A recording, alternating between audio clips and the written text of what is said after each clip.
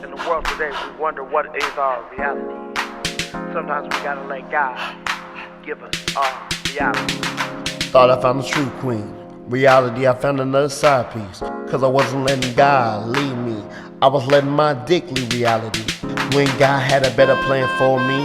Age 15, I thought I knew it all, G. God had to knock me out 4 days strong.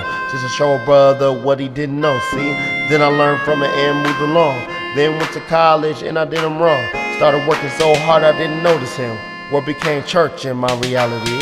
God sent me a queen of true dreams, but she wanted devotion and I wanted peace. So I had to leave her old stupid me. Then I finished college and came home, see. Still looking for work in reality. God sent me a friend to talk in me. All the church wanted me in her pants, please. The family wanted us to make babies. I said, nah, y'all crazy on the real tip.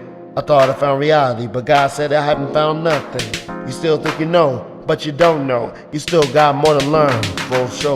But sin's addicting in every way. So the Lord sent me a queen to claim me. But she wants me waiting every way. Maybe this is God working my reality.